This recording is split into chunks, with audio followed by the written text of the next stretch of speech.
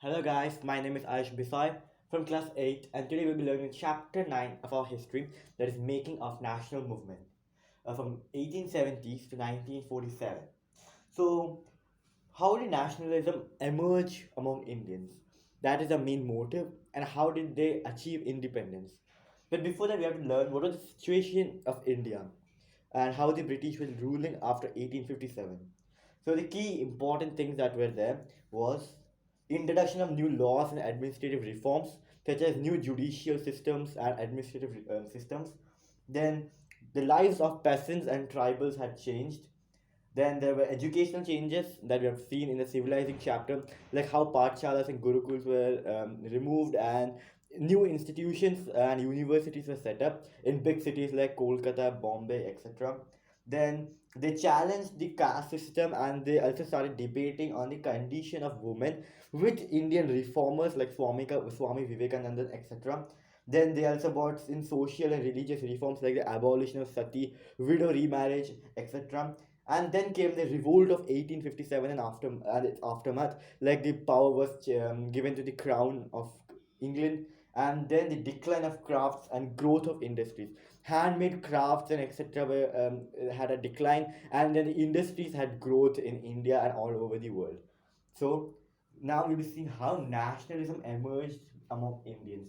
So first of all, we the emergence of nationalism happened when people started getting education, and that education was provided by the British by sending them outside abroad. So the main motive of the British was civil servants.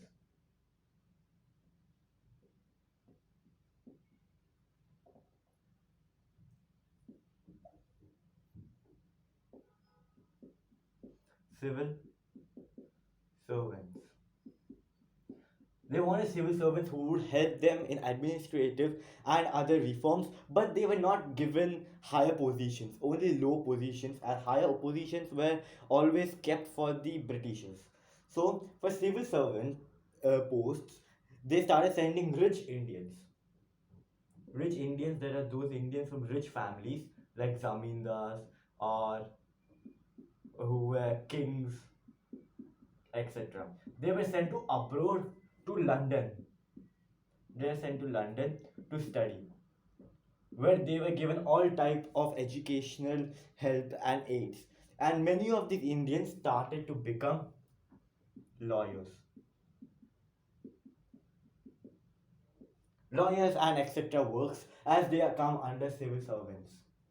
So when these rich Indians were sent to London for education, they started to learn about the rights. They started to learn about liberty, freedom, equality. So the three important things that are liberty, freedom, and equality.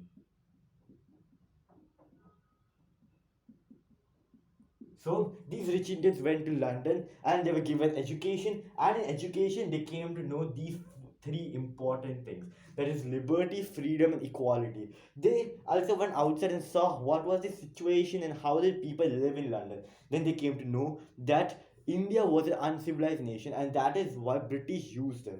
So these rich Indians came back to India after completing their studies, and they also came with these three ideas, that is liberty, freedom, and equality. And they brought consciousness among themselves. So these rich Indians started to unite themselves under many under many organizations, so which work towards towards independence or sovereignty. And some of these are um, Pune Sarvajanik Sabha, Pune Sarvajanik Sabha. This was an early organization set up in the 1870s and 1880s, and this was for all and for all of the people. So this was a sabha, an organization set up between some rich Indians who came from education. But here you can see Pune. This sabha or this organization only had people from Pune. Then there were some other like Madras Mahajan Sabha. Madras Mahajan Sabha.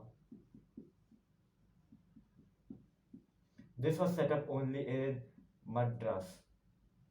Then there was Bombay Presidency. These are some of the um, early organizations between 1870s to 1880s. This time period is 1870s 1870s to 1880s. So these period, some important sabhas or organizations, Pune Sarvajanik Sabha, Madras Mahajan Sabha, Bombay Presidency, and then afterwards in 1880s there was a formation of Indian National Congress which played the vital role. So we again sum up this part. How did nationalism come to India? Rich Indians from families of zamindars and landlords or kings were sent to London to study and get the civil servants' rights, and where they started to learn about liberty, freedom, and equality and their rights. So they started to bring consciousness among the people in India, and this started from 1850s type, and then it took a very big role in 1860s and 1870s, and then all some more important people who were educated started to form sabhas, that's organizations. Some of the important are Pune Sarvajanik Sabha, which is set up for Pune, Madras Mahajan Sabha, which is set up in Madras, and Bombay Presidency, set up in Bombay. So we can all see here that these organizations were only set up in a particular place and not for the whole India. So this is the where it lacked. And after this, the formation of Indian National Congress was the vital part. Now, going forward, there were some important acts and many important events happening in 1870s and 1880s, which made the desire of an all India organization more important. So, the first was the Arms Act. According to this act, no Indian had the right to possess any arms, and it disallowed. They needed special rights and agreement with the government to carry arms. This made the Indians very angry. Then it also had the Vernacular Press Act, according to which the press cannot send anything undesirable or objectionable against the British government. So this stopped them from sending magazines and newspapers which criticized the British government and brought their ill works to the front. This also made them very angry. Then the main act, that was the Ilbert Bill of 1883. This bill was sent by the British government to bring equality between the British and Indian judges. According to this, the Indian judge can take a trial of an European or British people. That means a trial of European or British people will be held in front of a Indian judge. But the British people who lived in India were very dissatisfied. They didn't like that they will be a trial in front of an Indian judge. And because of this, they opposed the bill and the government had to withdraw the bill back. This made the Indians more angrier, and because of this, in 1885, we see the Indian National Congress emerging. The Indian National Congress was an all India organization which started in 1885. It was started in 1885 and by a person called A.O. Hume. He was a retired British officer who had the role in bringing all the Indian delegates and learned, educated people together. So the first meeting was in Bombay. So it was started in 1885 when 72 delegates from all over India met in December 1885 at Bombay, and they were united by A.O. Hume.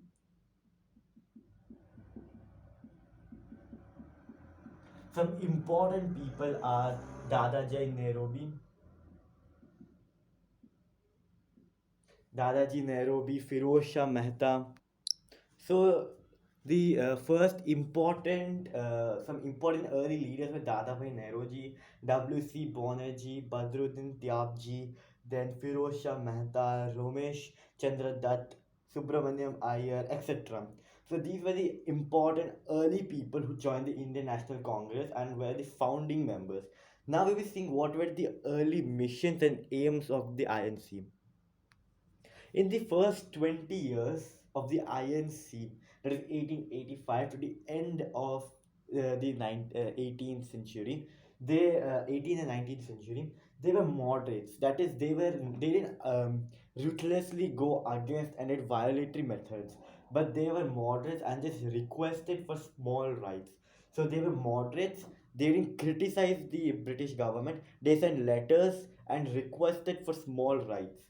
So they requested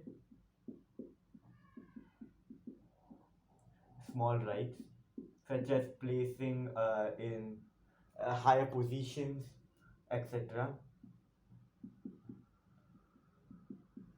They requested small rights. What were the small rights? First of all, the main thing was they demanded for high positions in the administrative part. So they wanted Indians to be part of the legislative councils. Legislative councils. They wanted the Indians to be promoted in the British government and be given part in legislative councils.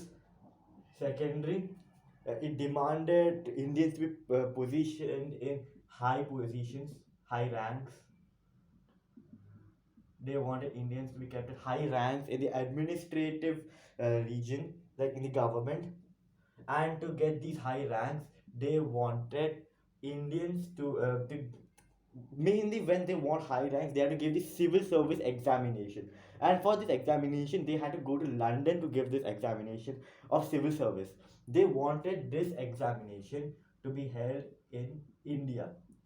Civil service exam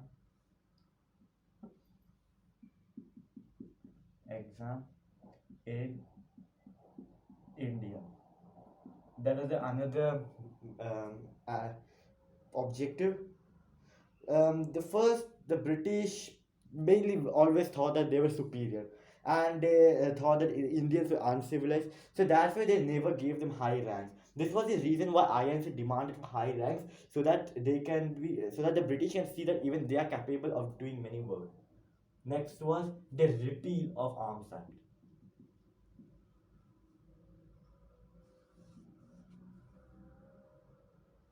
The repeal of Arms Act.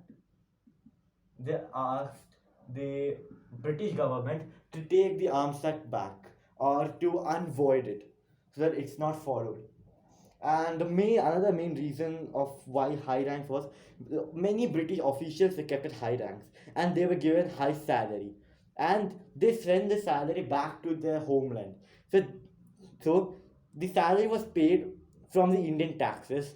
Then these money was sent to British, that is Great Britain. So in this process, you can see the wealth was being drained from India.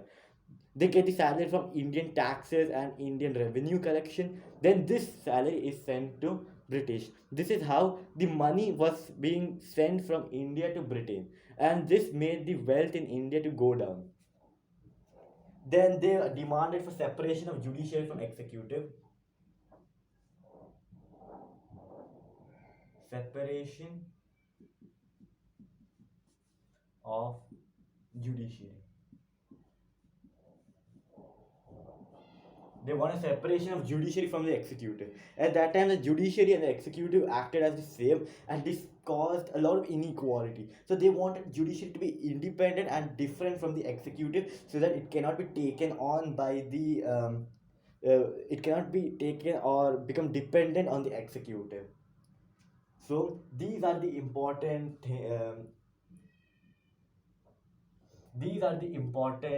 aims in the starting. First one was that they wanted Indians to be given high ranks in the government and high positions. They wanted Indians to be given part in the legislative councils. They wanted the civil service examination to be held in India. They wanted the repeal of Arms Act and the Vernacular Press Act, so that they are given the freedom of speech and expression. And then they wanted the separation of judiciary from the executive, so that it is independent. So now we will go on forward and we'll see what are the issues that were addressed by the INC. So now we'll be seeing what are the issues addressed by the INCs to the government. They first said that the British had led to poverty and famine. That is, the draining of wealth from India and the high taxation and revenue collection, the harsh revenue collection, increased poverty and famine. And they wanted this harsh revenue collection to be equal and more or less. The second one was they wanted increase in land revenue, and exports of grains to Europe had created food storage. So whatever goods or the food that was grown in India, that was sent directly to the Europe, which caused food shortage, and they wanted this food shortage to be stopped.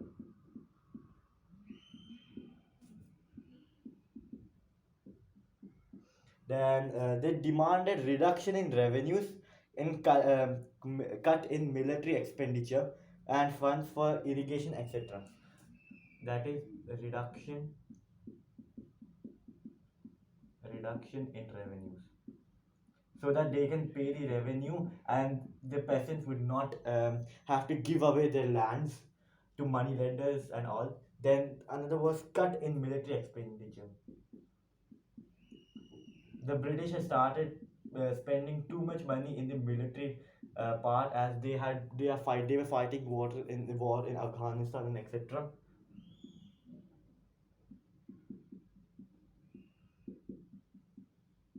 Cut in military expenditure.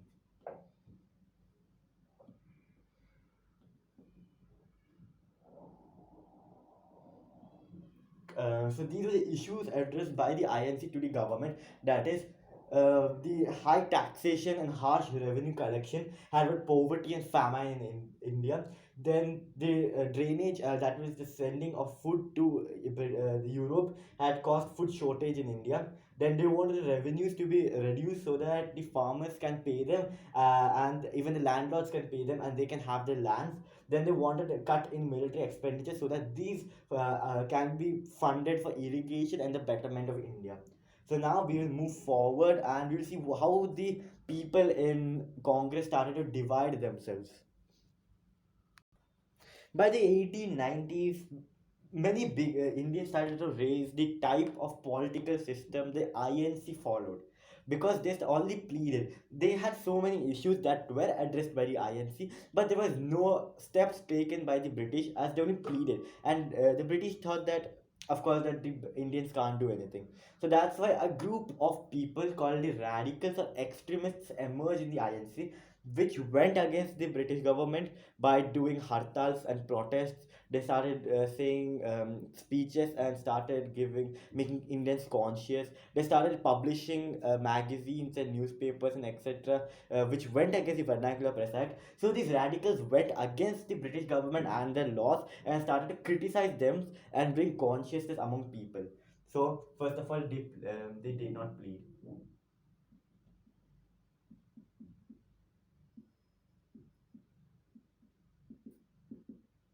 They went against the government.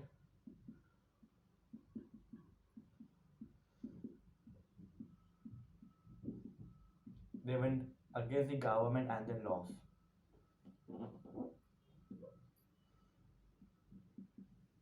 So some of the important radicals were Bepin Chandrapal.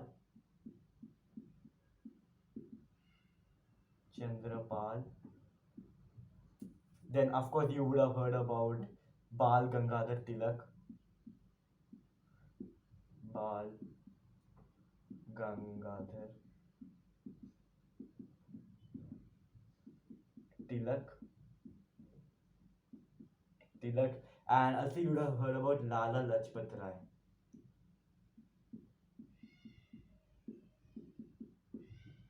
These were the early and important leaders of the radicals group, and these were commonly called as Lal, Bal, and Pal. These three: Bipin Chandra Pal, Bal Gangadhar Tilak, and Lala Lajpat Rai.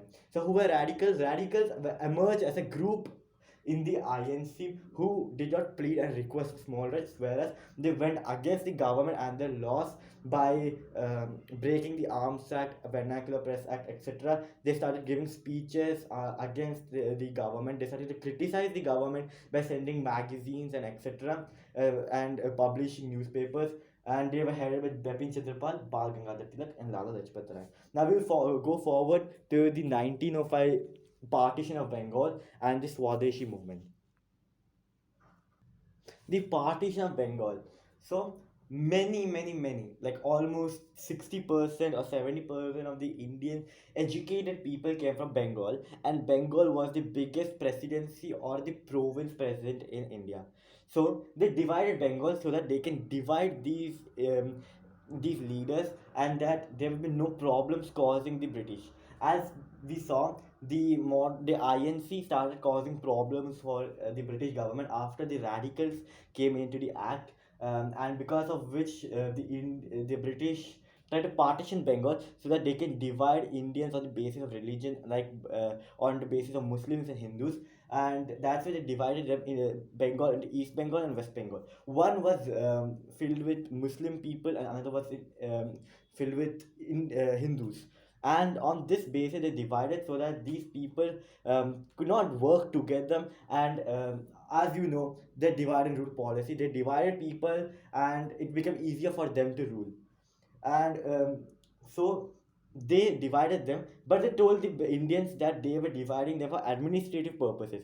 They told the Indians that it was a very large province, and administrating such a large province was a very big problem. So that this was an just an excuse given to the Indians, but the real motive was to divide the Indians on the basis of religion, so that there is no unity between themselves, and there is no issues for the British government. Now we will go forward and see the Swadeshi movement and the formation of Muslim League.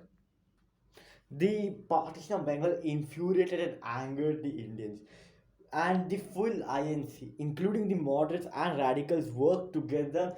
They brought in mass protests and movements um, against the partition, which came to be known as the Swadeshi movement. They started encouraging novel methods of discrimination and started criticizing the government. And Swadeshi means our own country. So they started making their own country's things. They boycotted and burnt all the British goods in heaps, and they started making the goods on their own. So they boycotted all British goods,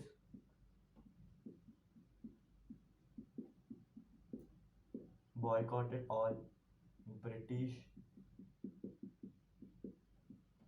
goods, and then they started making goods on their own.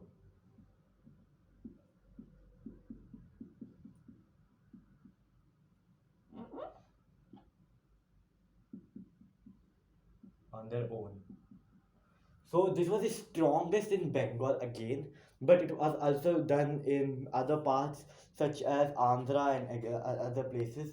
They started opposing the government, and they started to think that even they can make things on their own, and that's why they boycotted all the British government, and they encouraged the idea of self-help.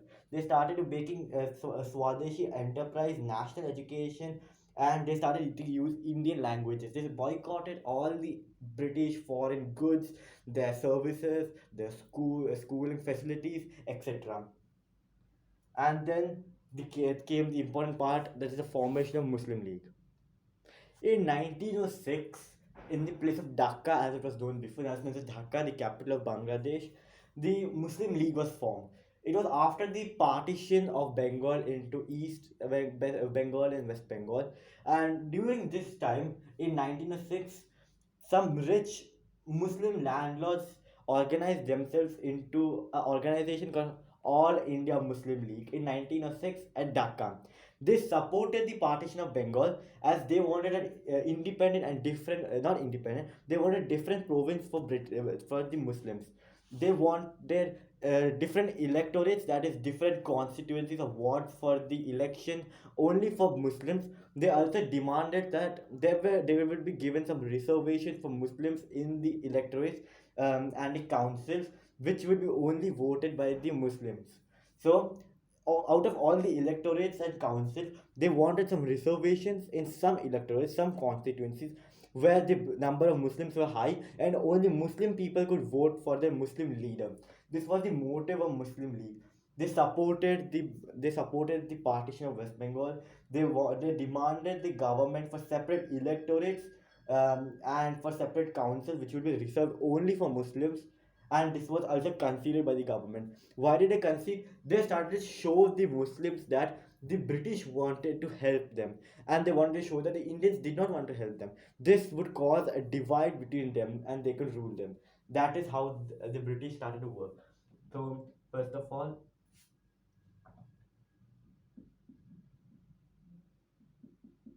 they wanted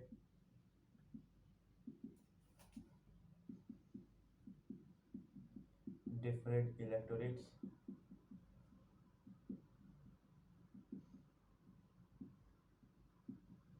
different electorates, and then in 1909, the demand conceded. That means this demand was taken by the government.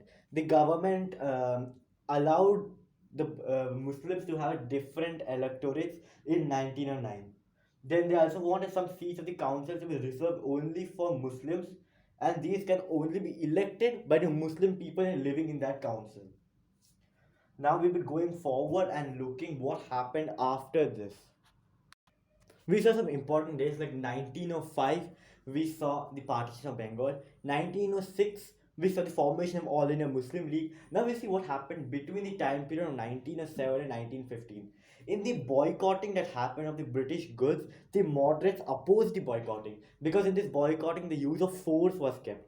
The force was used in boycotting and violence was there, and the moderates opposed this because they did not want any violence and they acted on non-violence. But the radicals continued with this idea, and in 1907, the Congress has split. 1907, Congress split.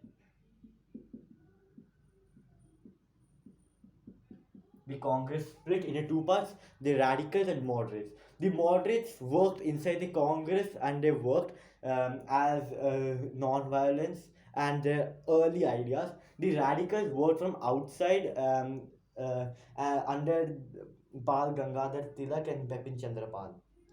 And then the two groups again emerged and they again become one, united in 1915. 1915, they united back.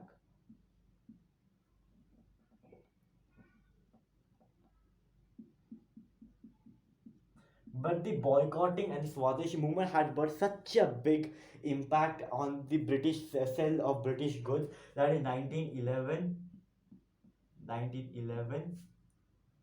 the partition of Bengal was stopped. They stopped the partition of Bengal. But the motive that was to divide people on the basis of Muslims and Hindus had become successful. They wanted to divide Bengal in two separate parts so that one will be populated in Muslims and one in Hindus, and they would not be united. And this is the same thing that happened. They become two different parties. One was the All India Muslim League, another was Indian National Congress. And in 1916, the historical Lucknow Pact happened.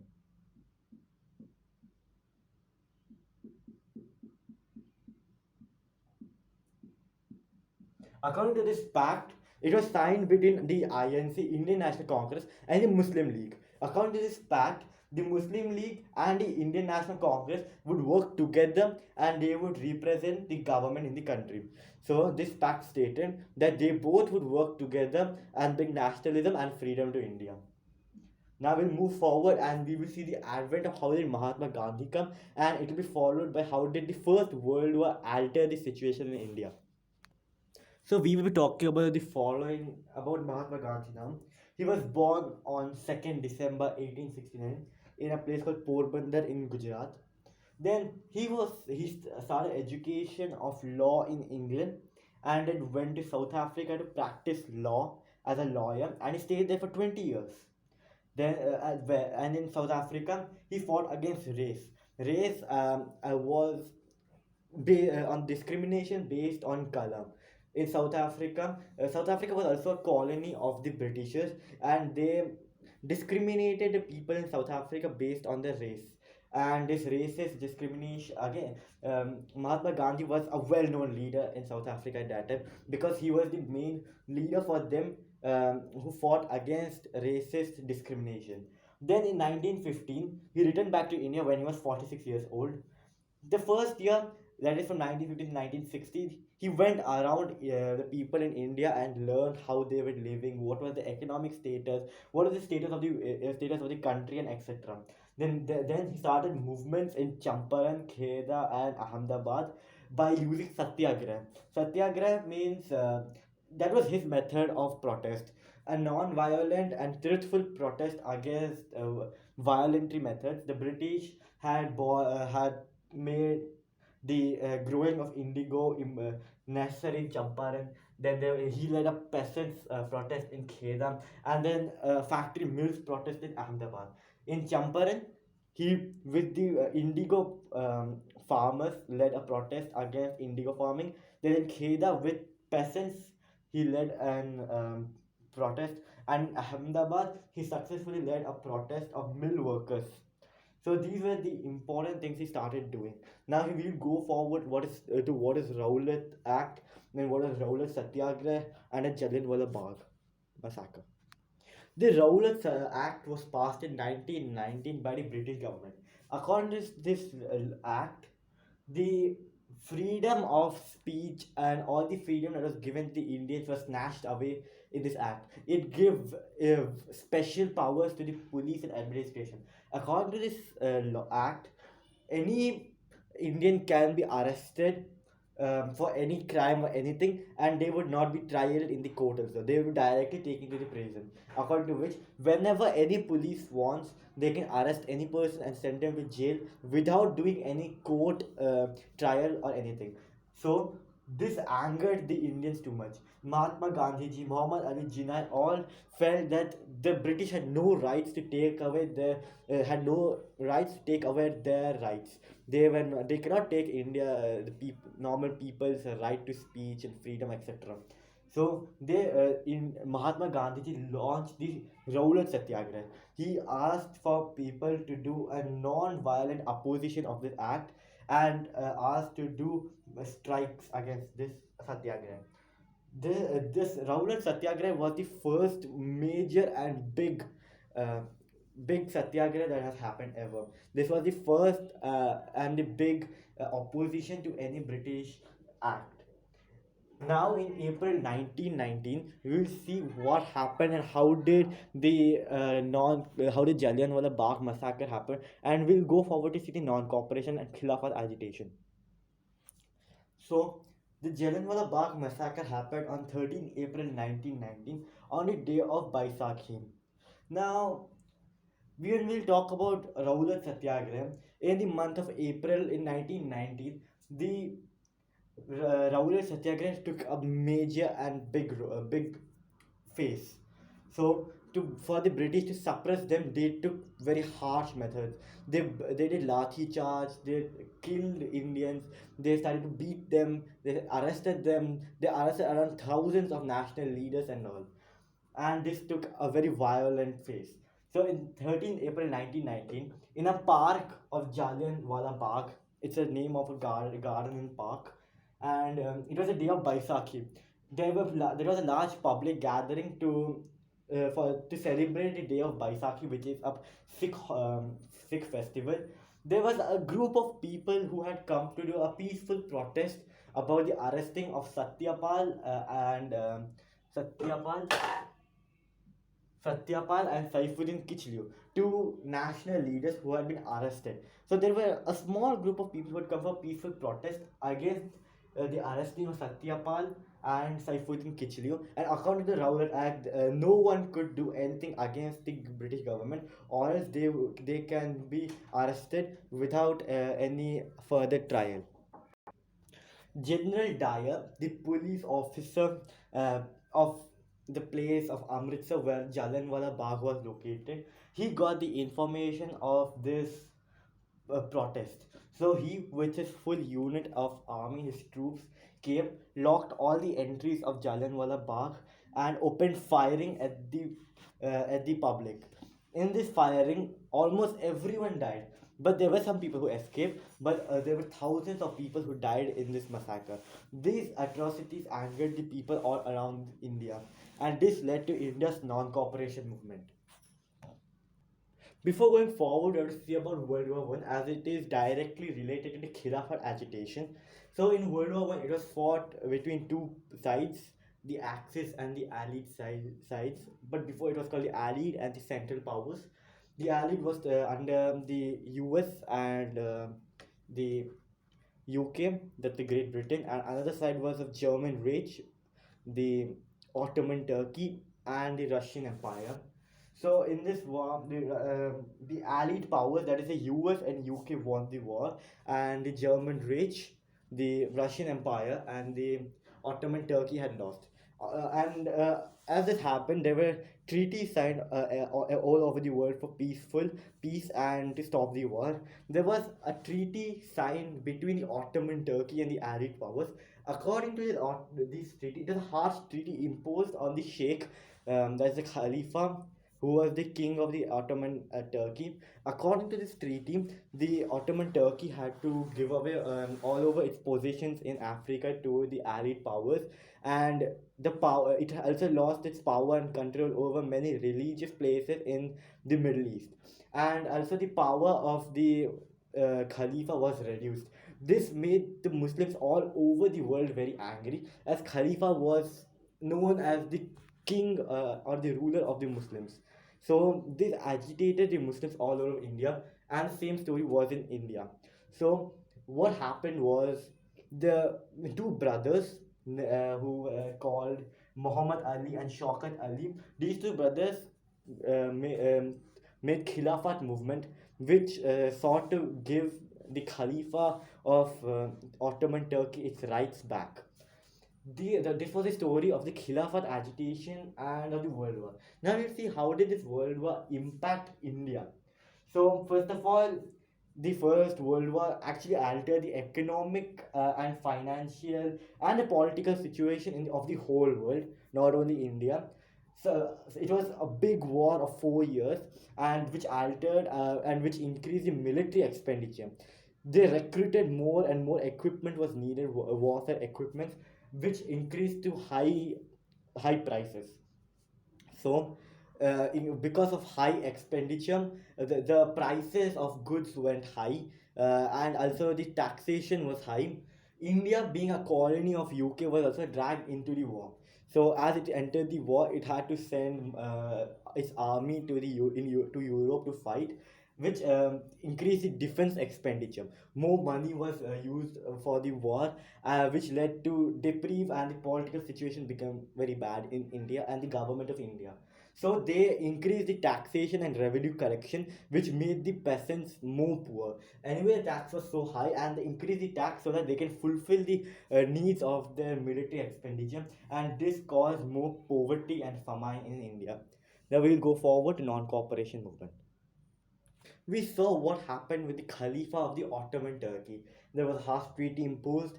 The Khalifa lost many of its powers and only became a mere puppet type of ruler, which made the Muslims all over India angry.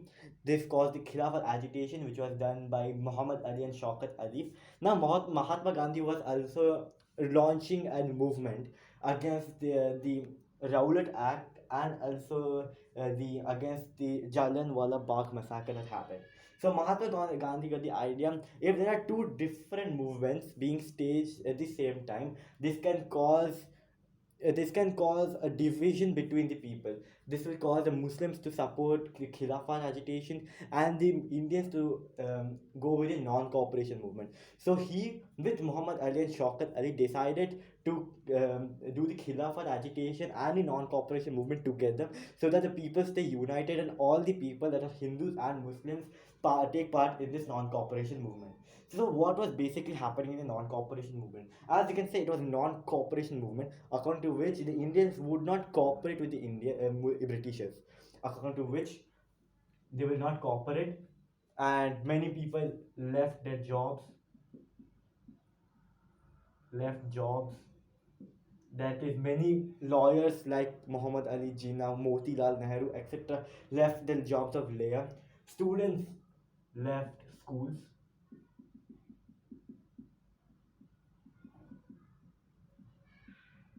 Students left schools. Again, the goods of British were boycotted. British goods boycotted, and the British good this time was boycotted on a very very large scale, because after Rauda Satyagraha, this was a more big movement, that is the non-cooperation movement. From 1921 to 1922, it took such a high phase that it was seen all over the world. The fall of British goods from 1920 to 2122 was so drastic that the British had no ideas what to do. So the main motive of this non-cooperation movement was against the uh, that is what happened with the Khalifa, then the Jallianwala Bagh,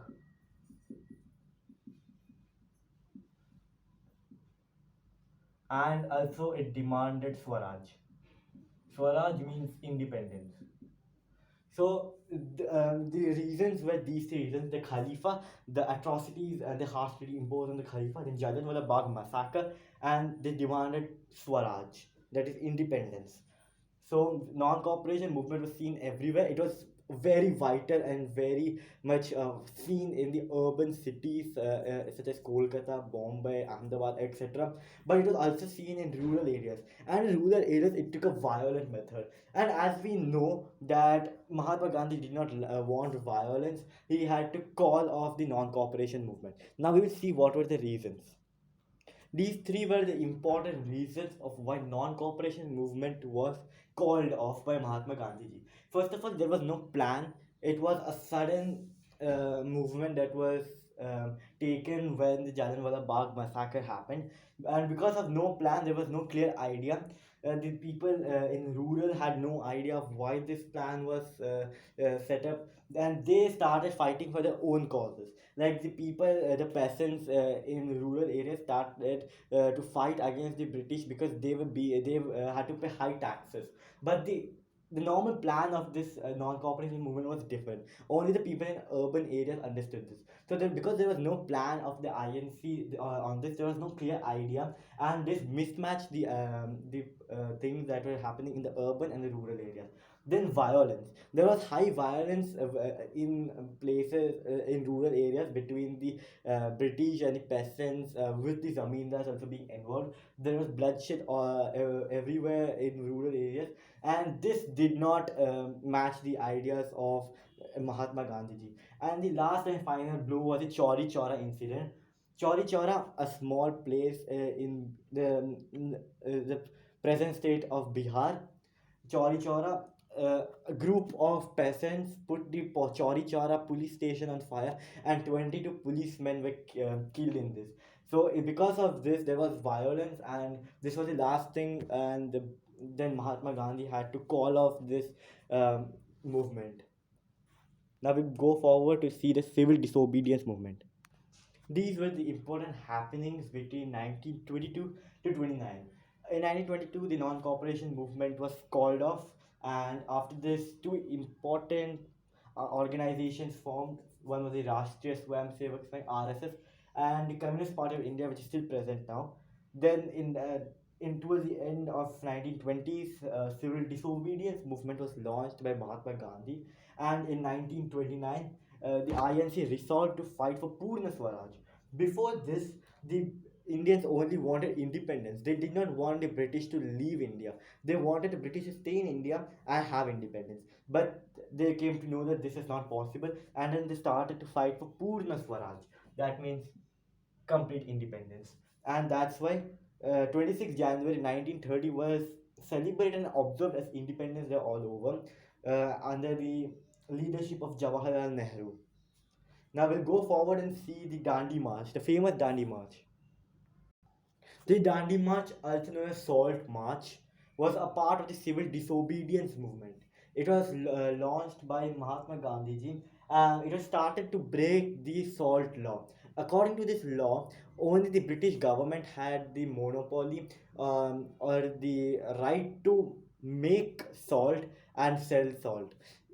Only the government made salt and sold it at very high prices, as for every single thing like for food and all salt is needed, so every person had to buy salt, and for this they have imposed high money. And to break this law, the Indians from Sabarmati ashram of Mahatma Gandhi, they went all the way to Dandi, coastal city in Gujarat. They walked, and then they broke the salt law by making salt there. It took 240 miles from Sabarmati to the coastal city of Dandi, and they broke the government law by getting salt, and they made salt by evaporating the water from it. This was a very famous, as Mahatma Gandhi ji started his way from Sabarmati ashram.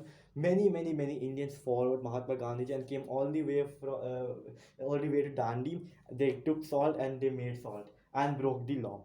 Now we will go forward and see the Government of India Act of 1935 and how did the Second World War affect India.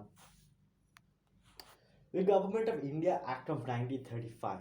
So, after all the hard work and all the movements done by the Indians, the combined struggles of Indians bore fruit when the Government of India Act of 1935 was passed. According to this act, it prescribed that the Indians had provincial autonomy in the government. According to this, that Indians can elect their own leaders in the provinces. So out of 11 provinces that were there in 1935, in 7 provinces India won and made the government. So according to this act, India was allowed to have provincial autonomy, according to which Indian leaders can have themselves for elections in provinces, and this was held in 1937. The first elections was held in 1937, and out of 11 provinces,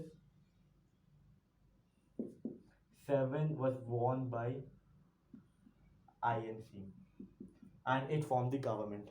After 2 years of forming the government, a drastic change happened. That was the Second World War, and we're seeing how it affected India and the British. After 2 years of the government that the Congress had, the formation of the formation of the government by the Congress in the provinces, the Second World War broke out. The INC was well known about Hitler and his ideas and how critical Hitler was. So that's why India wanted to participate in the Second World War and said the British that they would help. But in return, they wanted the British to leave India and give it independence. But the British did not concede this demand. They did not agree this demand, and and then the Indian ministries resigned from the post in protest. So World War II broke out. The whole of India, the whole INC knew how critical and how bad Adolf Hitler was of Germany. It wanted to help the British and told them that they will help the British in this war, but in return they wanted independence. But the British did not grant this. They refused, and then the Congress ministries resigned in protest. Now the last and final blow will come as Quit India movement. The Quit India movement was launched by Mahatma Gandhi in middle of the Second World War, and this made the British surprised. The Second World was very drastic. It went up for almost 7 6 years, and because of such a long war and such a big war this time, they had more high military expenditures. Because of this high military expenditures, they didn't have much left in India. And then when this movement was led, the British had no response. They had to evacuate the plants, and then they had to stop this movement that was curbing out in India. According to this movement, it told the British government to leave India and go and give them independence. And it said that the British must quit India. Then it said the people that you should do or die for the independence, but you should do it non-violently. This was the last and the largest rebellion that had happened in India before the independence, and the rebellion spread all over India like wildfire. All the British and national leaders were arrested, but still the rebellion continued, and by 19 in the end of 1943, by the end of 1943, that was almost 1 year finished of the Quit India movement, and around 90,000 people were arrested and 1,000 people had died. But the rebellion still continued even after these events. The people were now not scared and they ought to get independence. And as this continued, the British government gave the military and the police full autonomy to fire and kill anyone. It also ordered to kill people using machine guns in aeroplanes. But at last, ultimately, the British government had to give up. And as this happened, the United Nations was formed. This United Nations was set up so that no other world war or big war can happen. And according to this, first of all, the countries had to decolonize. And this means the British had to leave India. And anyway, if also the British had to quit because they had lost the Quit India movement. The rebellion continued, and the British had to come to their knees. And then came the independence, the plan of independence and partition, the last part of our chapter. Now, the last part of the independence came, but it came with a tragic thing. The Muslim League demanded for independent states, and the reasons were very clear. The first of all, in the 1937 provincial elections that happened after the Government of India Act of 1935, which gave provincial autonomy and um, the provincial elections happened, in which out of 11 provinces, 7 provinces were won by the INC. And it was very, very clear as not even one leader of the Muslim League were able to win any seat.